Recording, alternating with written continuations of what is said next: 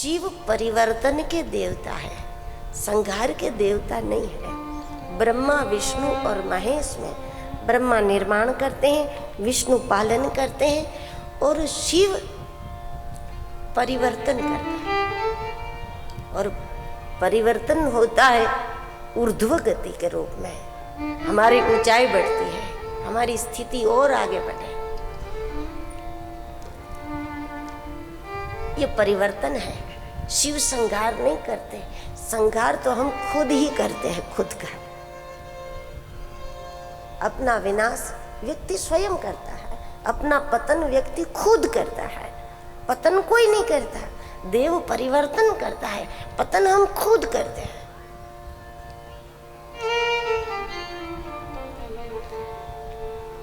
लेकिन भगवान का नाम सृजन, पालन और परिवर्तन।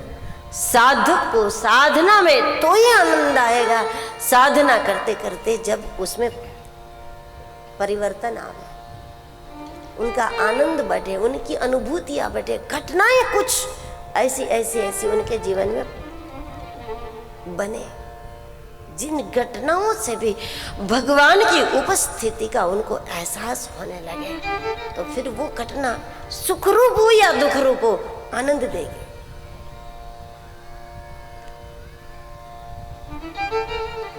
मीरा ने कहा कि अगर किसी ने मुझे विष न दिया होता तो गिरधर के नाम में जहर को अमृत करने का सामर्थ्य है, ये बात मुझे कभी प्रमाणित नहीं होती।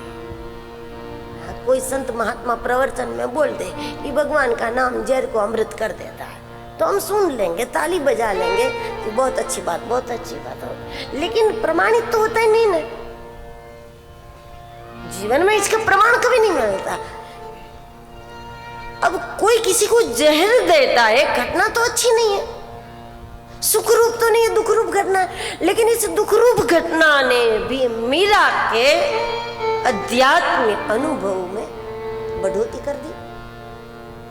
वो तो उसके बाद अनुभव सिद्ध होकर के कहती है कि अभी तक तो किताबों में पढ़ा था, संतों से सुना था कि भगवान का नाम जहर को अमृत कर सकता है, लेकिन अगर किसी ने दिया नहीं होता, मैंने पिया नहीं होता, तो फिर कैसे पता चलता कि गिरधर के नाम में जहर को अमृत करने का सही में सामर्थ्य। ये तो प्रमाणित हो गया, अब तो कोई डर नहीं, कोई कुछ भी दे दे, कोई कुछ भी पिला दे, अब तो कोई डर नहीं, क्योंकि अब तो प्रमाण हो गया मेरे पास, खुद ही प्रमाण हो गई मेरा।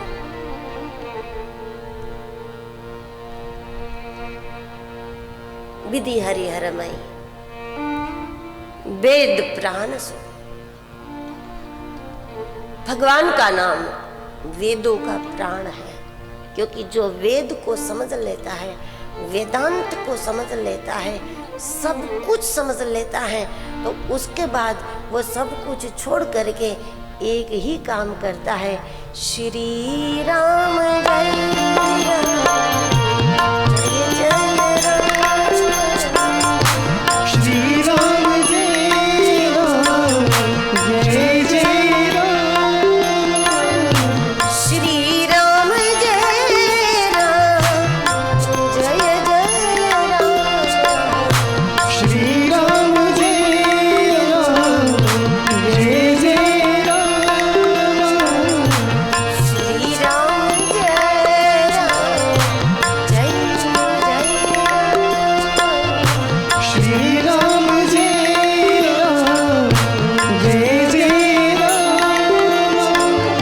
आध्यात्मिक जीवन का श्री गणेश केवल नाम से होता है, और सब कुछ समझने के बाद आध्यात्मिक जीवन के शिखर पर पहुंचे हुए महापुरुष जो कुछ नहीं करता वो यही करता। श्री राम जय राम, जय जय राम, श्री राम जय राम, जय जय राम, श्री राम जय राम, जय जय राम, श्री राम जय राम, जय जय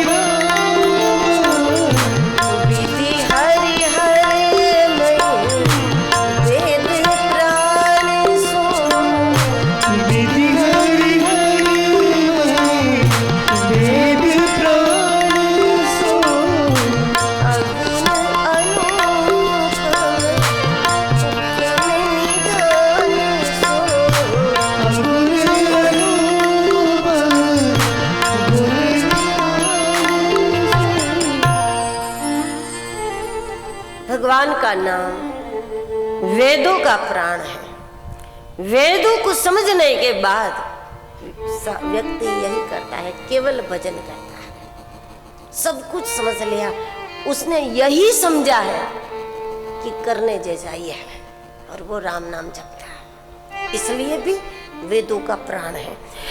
वेदों का प्राण ओमकार मानो, तो अगर मकार निकल गया तो केवल ओ रहता है।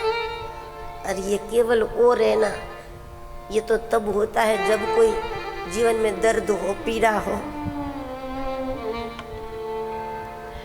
तो ये तो पीड़ा का सूचक हो गया ना, केवल ओ, वो तो दर्द का सूचक है कि व्यक्ति पीड़ा महसूस कर रहा है।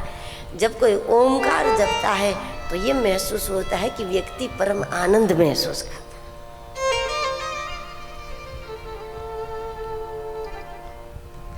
इसलिए भी भगवान के नाम को वेदों का प्राण कहने का सबसे बड़ा कारण ये भी है कि जो वेद को जानता है वो शायद नाम को नहीं भी जानता, लेकिन जो नाम जानता है वो वेद जानता है।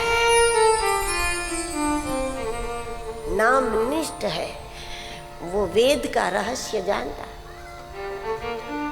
आज जो लोग वेद पढ़े, बहुत सारे श्लोक पाठशाला में पढ़ते पढ़ते बच्चे याद रख ले, लेकिन भजन न करे, नाम जप न करें, तो वेद मंत्र का गान तो वो अच्छे से कर लेंगे, लेकिन वेदों के तत्व परमात्मा को नहीं जानते।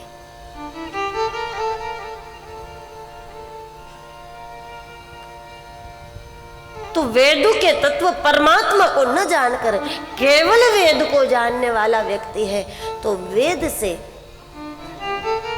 अपनी आजीविका चला सकता है, हवन होम करके बाहर का हवामान शुद्ध कर सकता है, पवित्र कर सकता है, लेकिन जीवन सिद्ध नहीं होता इससे। जीवन की सिद्धि तो वेदों का जो तत्व है उसको समझने से है, और वो वेद मंत्र से नहीं,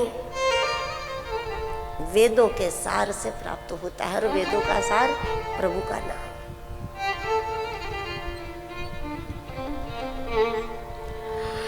वेद भी जिसको पवित्र नहीं कर सकता, कुछ अपवित्रता ऐसी होती है कि वेद मंत्र से भी कुछ जीवन ऐसा है कि नहीं सुधरता, पवित्र नहीं होता।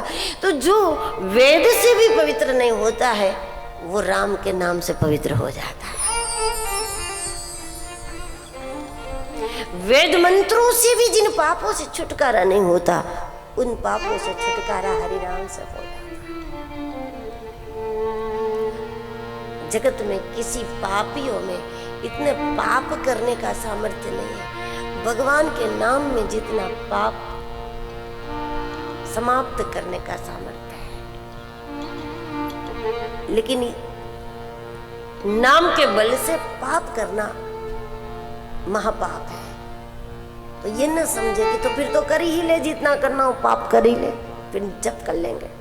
तो इस प्रकार नाम के बल से पाप करना अक्षम्य अपराध हो जाता है, वो न करे। लेकिन अगर हो चुका है जीवन पर्यंत गलती से या देखा देखी से या किसी के प्रभाव में आकर हो गए, तो इन सारे पापों की समाप्ति वो चाहे कितना भी हो, रुई का ढेर क्यों न हो, इतना सा अंगारा उसको खत्म कर देता है। उस प्रकार ढेर सारे अपराध हो, लेकिन प्रभु के नाम का आश्रय उसको समाप्त करता है। दुनिया के किसी पापी में इतना पाप करने की शक्ति नहीं है, भगवान के नाम में जितनी पाप नाश की शक्ति है। कीटनाशक दवा बनाने वाला कह सकता है कि 1 चम्मच जितना इसमें डाल दो तो सारे कीट खत्म हो जाएंगे। अगर कीटनाशक वस्तु बनाने वाले, दवाई बनाने वाले गारंटी दे सकते हैं, तो फिर हरि नाम बजने वाला साधु कैसे गारंटी नहीं दे पाएगा कि पाप नाश होता है, पाप वृत्ति नाश होता है।